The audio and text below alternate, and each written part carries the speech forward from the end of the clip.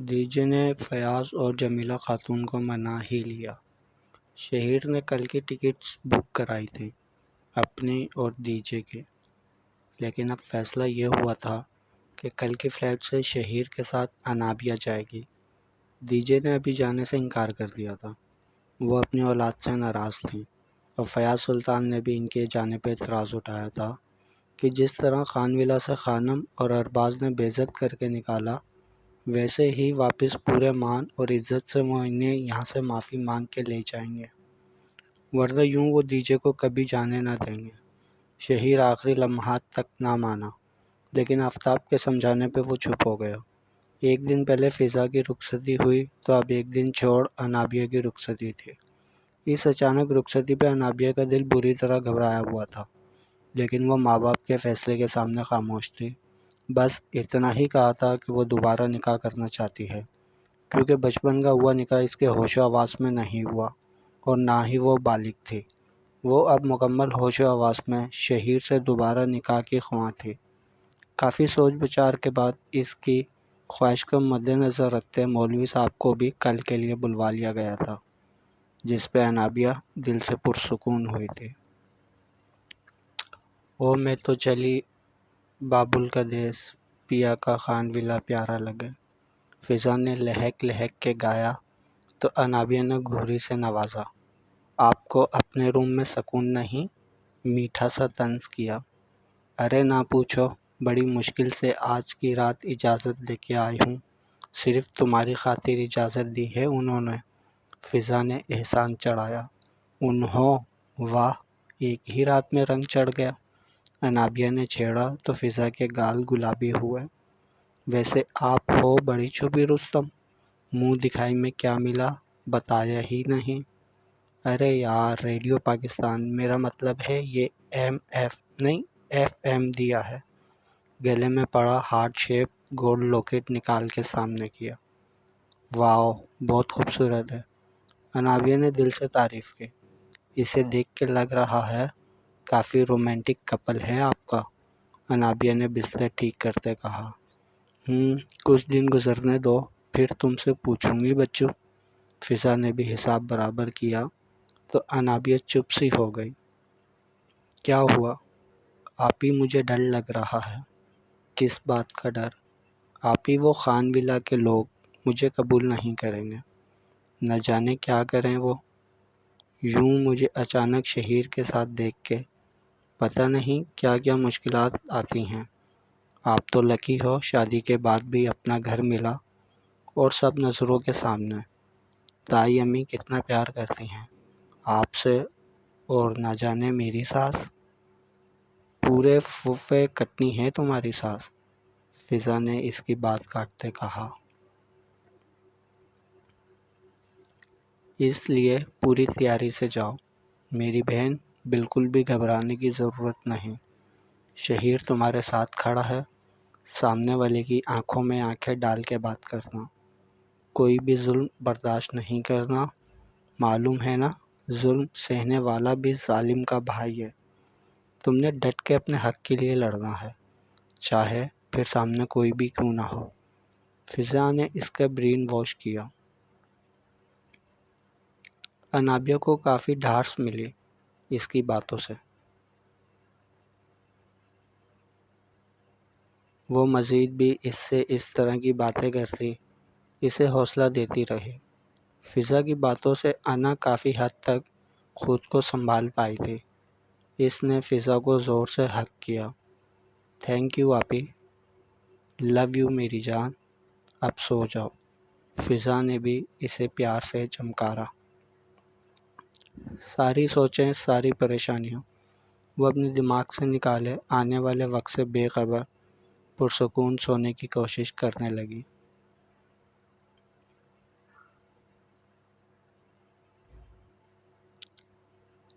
دل ملے بنا ہی ٹوٹ گئے، ہاتھ ملے بنا ہی چھٹ گئے، کھیل یہ کھیلے قسمت نے، کمل برستی بارش میں رات کے وقت سنسان سڑک پہ بھیگتی چلی جا رہی تھی، ہوش و خرد سے بیگانہ۔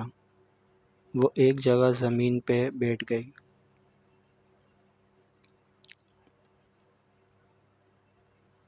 بار بار رون اکھیاں تینوں جو نہ ویکھ سکیاں، کھولیا اے یار قدرت نے اپنے بازوؤں کو مضبوطی سے اپنے گرد لپیٹے۔ وہ بارش میں مسلسل کانپتی خود پہ ضبط کے کڑے مراحل سے گزر رہی تھی۔ کرب سے آنکھیں بند کرتی وہ بے اختیار آفتاب کو یاد کر رہی تھی۔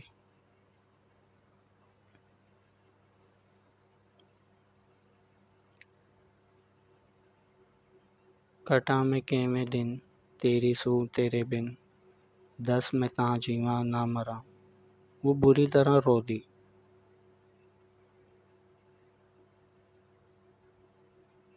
اگر بلال کی خیر چاہتی ہو تو کل ٹھیک جمعے کے بعد نکاح کے لیے رجسٹرار کے آفس پہنچ جانا، ورنہ بھول جانا کوئی بلال اس دنیا میں آیا بھی تھا۔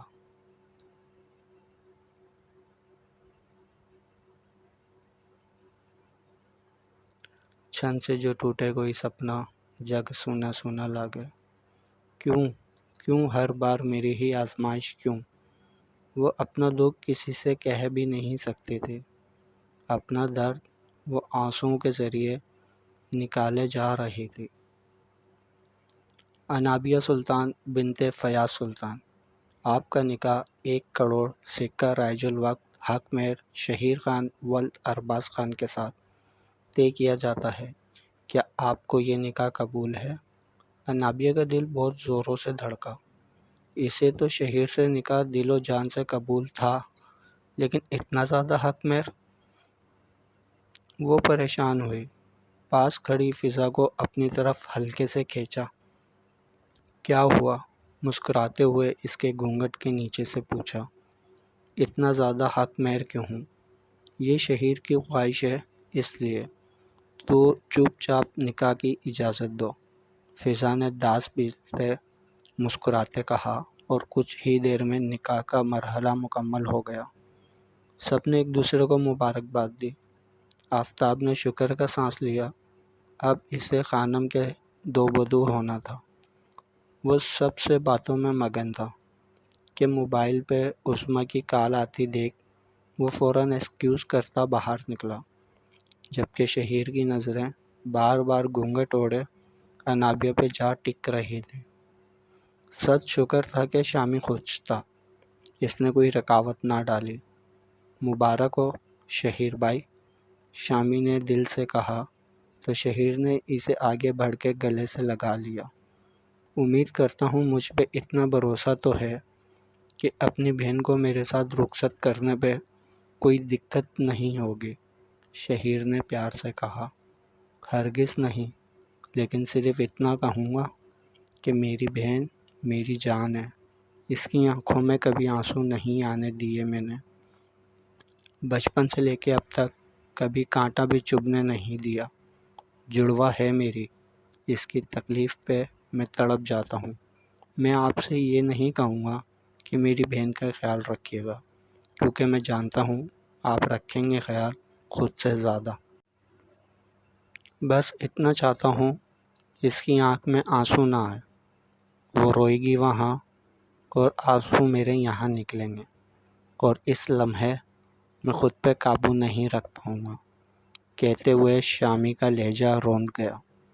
انشاءاللہ کبھی آنسو نہیں آنے دوں گا۔ شامی کی محبت پہ شہیر نے اسے پھر سے گلے لگایا تو وہ نم آنکھوں سے مسکرا دیا۔ کال پہ عظمیٰ کی ساری بات سنتے آفتاب کی رگیں تنی، اس کا رونا ایک ایک آنسو آفتاب کے دل پہ گر رہا تھا۔ فکر مت کرو عظمیٰ، میں کچھ دیر میں تمہارے پاس ہوں گا، مجھ سے وعدہ کرو خود کو کوئی نقصان نہیں پہنچاؤ گے، تمہیں تکلیف دینے والے کو میں 8 آنسو رلاؤں گا، یہ ایک بھائی کا اپنی بہن سے وعدہ ہے۔ آفتاب نے سختی سے کہا۔ لالا وہ آج نکاح کر رہے ہیں، روتے ہوئے کہا۔ اس وقت وہ ہاسپٹل کے بستر پہ تھی، اور اس کی پڑوسن جو کہ اس کی سہیلی بھی تھی وہ بھی اس کے ساتھ تھی۔ اس کا بی پی لو ہو گیا تھا، اور اس کی دوست اپنے بھائی کی مدد سے اسے ہاسپٹل لائی تھی۔ اب تھوڑا ہوش آیا تو فوراً آفتاب کو کال کر کے سب بتا دیا۔ گھر میں فی الحال کسی سے کچھ نہ کہا۔ عظمیٰ کی ساری بات سن کر آفتاب نے لب بھینچے۔ کر رہے ہیں، کیا تو نہیں نا؟ فکر نہ کرو آفتاب، شیر خان کس وقت کیا کر جائے کوئی نہیں جانتا، بس تم فکر نہ کرو۔ فون بند کرتا وہ سعدی کو کال ملانے لگا۔ سعدی نے پہلی کال پہ اٹھا لی۔ سعدی کو اپنا پلان بتاتا، فون بند کرتا وہ واپس اندر کی جانب بڑھا۔ شہیر کو اپنی جانب بلایا۔ ایمرجنسی ہو گئی ہے، مجھے جانا پڑے گا ابھی۔ کیا ہوا آفتاب بھائی، سب ٹھیک ہے نا؟ بس ابھی جا کے پتہ چلے گا۔ آپ دونوں کی فلائٹ رات کی ہے تو میں ابھی نکل رہا ہوں، سب سے اجازت لیتا۔ وہ باہر نکلا۔ کیب کرواتا، وہ اس وقت ایئرپورٹ پہ تھا۔ ایک فلائٹ تھی جس پہ وہ جا سکتا تھا۔ آفتاب، شیر خان نے پیسوں کے زور پہ ٹکٹ خریدا۔ اس وقت لاہور سے کراچی کے لیے اڑان بھر چکا تھا۔ سیٹ کے ساتھ ٹیک لگاتے کنول کی شبیہ آنکھوں میں آن سمائے۔ کیا ہو تم اتنی بڑی دھوکے باز نکلو گے، میں نے سوچا نہ تھا، لیکن تمہاری وجہ سے جو تکلیف میری بہن کو اٹھانا پڑی اس کا تو تمہیں حساب دینا ہی ہوگا۔ مس کنول، آئی ایم کمنگ۔ دل ہی دل میں اس سے مخاطب ہوتا اس کی رگیں تنی ہوئی تھیں۔ وہ بہت تیش کے عالم میں تھا۔ اس کا بس نہیں چل رہا تھا کہ کنول سامنے ہو اور وہ ایک لمحے میں اسے شوٹ کر دے۔ میں یہ نکاح نہیں کروں گی جب تک بلال میرے حوالے نہیں کرتے تم۔ مسلسل ارسل کی کالز آنے پہ کنول نے کال پک کرتے اپنی شرط رکھی، جبکہ ساری رات جاگتے اور بارش میں بھیگنے کی وجہ سے اسے بہت تیز بخار چڑھ چکا تھا۔ مجھے پاگل سمجھا ہوا ہے؟ نکاح کے بعد ہی تمہیں بلال ملے گا، ورنہ بھول جاؤ، صرف آدھا گھنٹہ ہے تمہارے پاس۔ اس کے بعد تمہارے پاس پچھتانے کے لیے بھی کچھ نہیں بچے گا۔ ارسل کی سخت گیر آواز پہ کنول نے لب کاٹے۔ اگر بلال، ہیلو، ابھی وہ کال کر رہی تھی کہ اسے کال آئی۔ کہاں ہو؟ چھوٹتے ہی کنول نے پوچھا۔ مجھے ضرورت ہے تمہاری، پلیز کم بیک۔ کنول کا لہجہ روندا۔ تم واپس آ جاؤ، جیسا چاہو گی ویسا کروں گی، لیکن ابھی میں مشکل میں ہوں۔ بلال، آگے کچھ سنتی وہ آنسو ضبط کرتی آنکھیں میچ گئی۔ نہیں ہٹ رہی اپنی مقصد سے، میں پورا کروں گی، لیکن بلال، اسے میں اس مقصد کی بھینٹ نہیں چڑھنے دے سکتی۔ تم کیا کہہ رہی ہو یہ جانتی بھی ہو؟ کنول غصے سے بولی۔ بلال میرے لیے اہم ہے، وہ بچہ ہے، میں اسے مرنے کے لیے نہیں چھوڑ سکتی، سمجھی تم؟ کہتے ہی کنول نے کال کاٹ دی۔ سر پکڑ کے وہ وہیں کھڑی رہی۔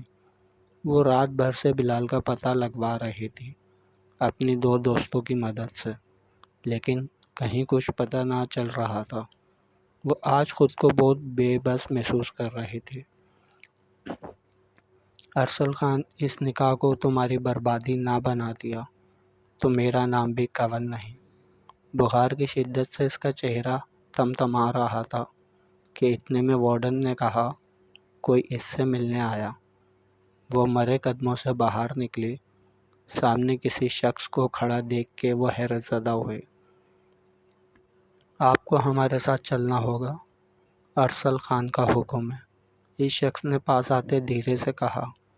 کنول نے خونخوار نظروں سے اسے دیکھا، لب بھینچے۔ اگر کسی قسم کی کوئی ہوشیاری دکھائی تو، اس شخص نے وارن کیا۔ کنول خاموشی سے اس کے ساتھ ہو لی۔ گاڑی میں بیٹھتے گاڑی سٹارٹ ہوئی۔ کنول کا دل بری طرح لرز رہا تھا۔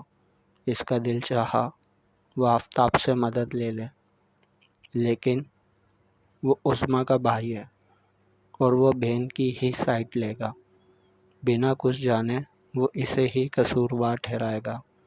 ابھی وہ انہی سوچوں میں غلطاں تھی کہ گاڑی ویران راستے پہ دوڑنے لگی۔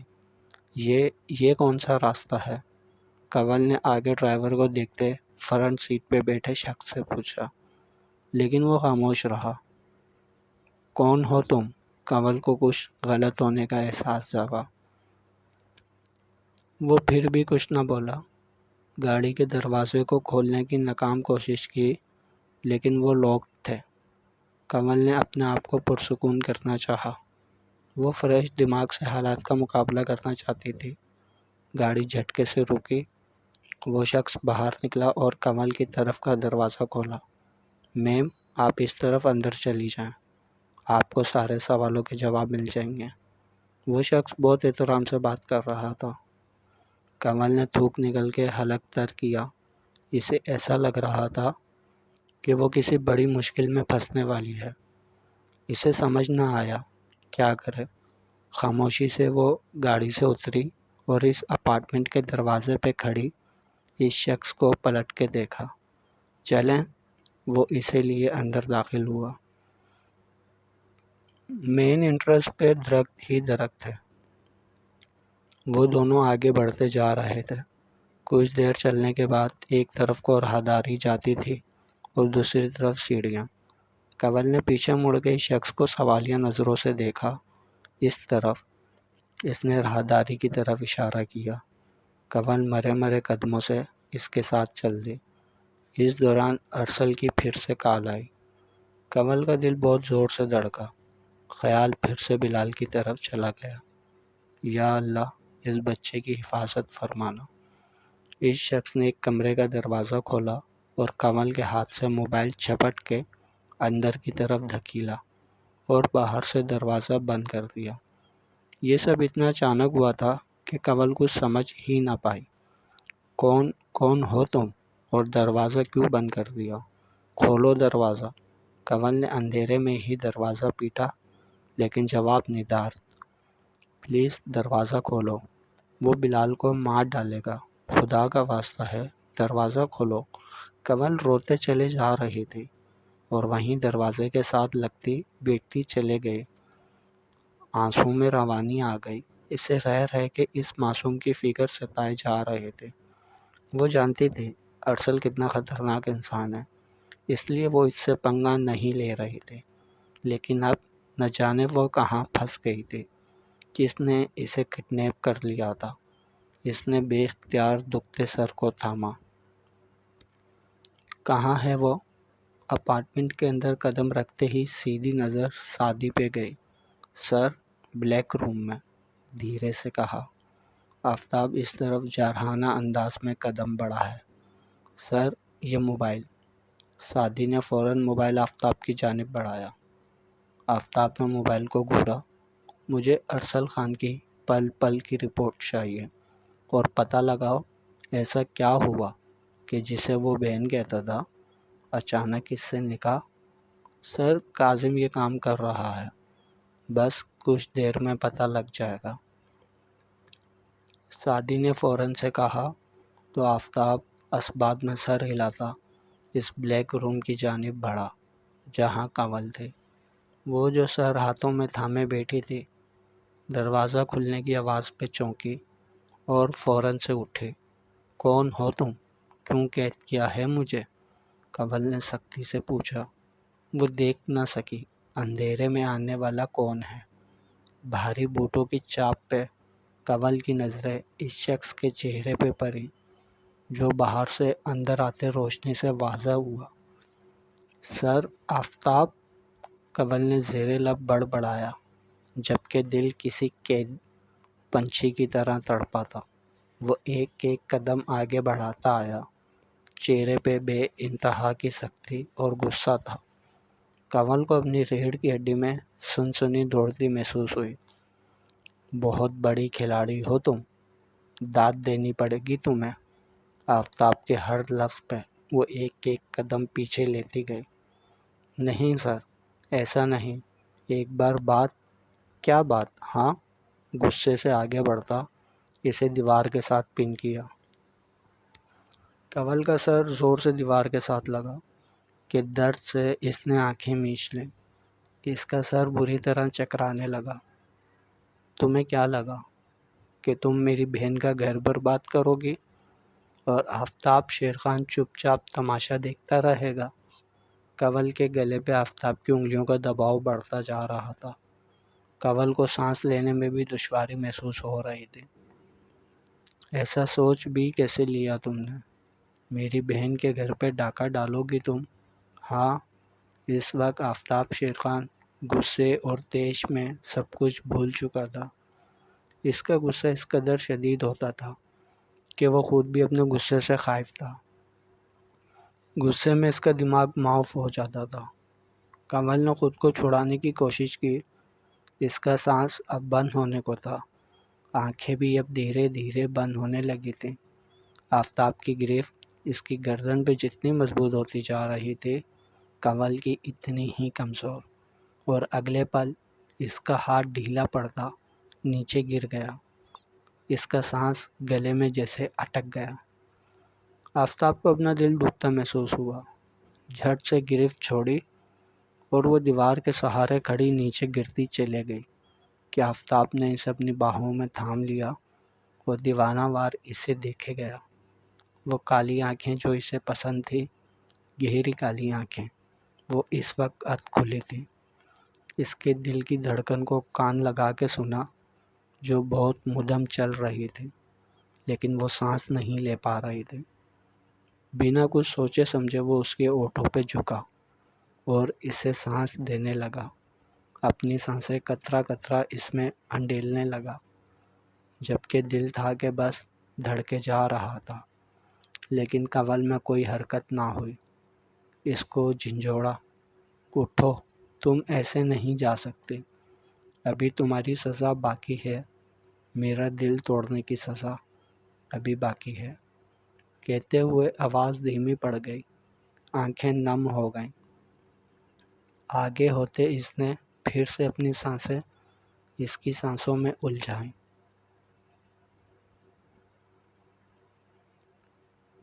جاری ہے۔ جس نے ابھی تک چینل کو سبسکرائب نہیں کرا وہ چینل سبسکرائب کر لیں اور ویڈیو کو لائک ضرور کیا کریں۔ چینل پہ دوسرا نیو ناول چل رہا ہے لٹل فیری کے نام سے، وہ بھی پڑھیں، بہت اچھا ناول ہے، پسند آئے گا آپ سب کو۔